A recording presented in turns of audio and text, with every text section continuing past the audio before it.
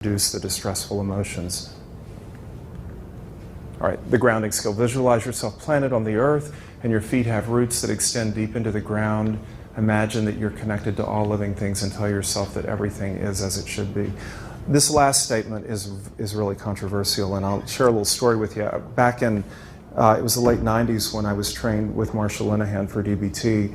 It was a group of therapists about the size room, and she said this statement, she always does, around radical acceptance, which is everything is perfectly as it should be. And one of the therapists stood up and said, I will never accept that the death of my son is as it should be. And as you can imagine, the room fell silent, and how do you even think of answering that, you know?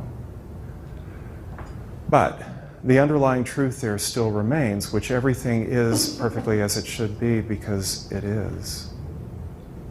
It is. And the dialectic that we have to live in is that there are some things we can change and some things that we can't.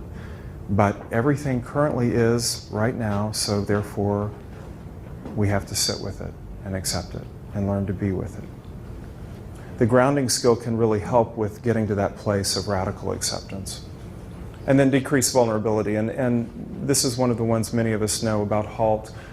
Just beginning to notice, and it's amazing to me how many of us don't do this, which is what is making us vulnerable to negative emotions. Are you hungry? You know, if you want to get me angry, just find me at a time when my blood sugar is low.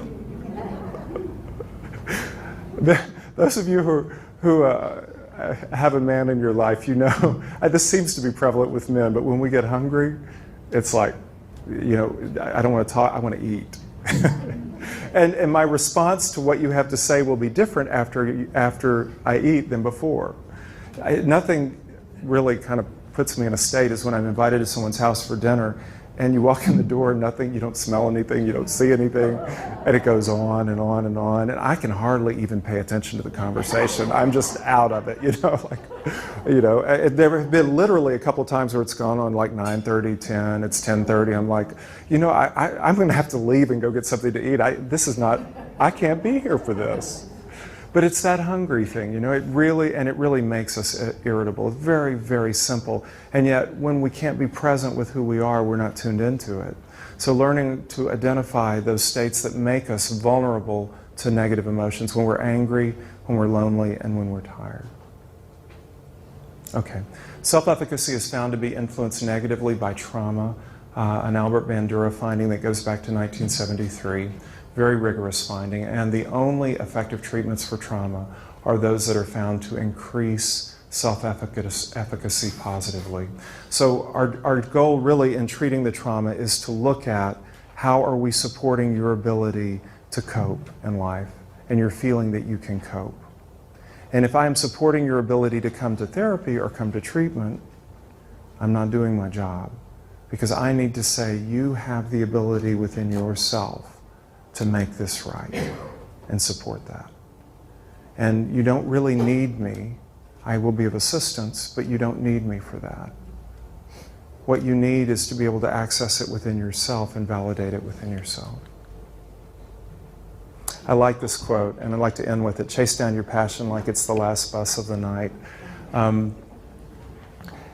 Finally,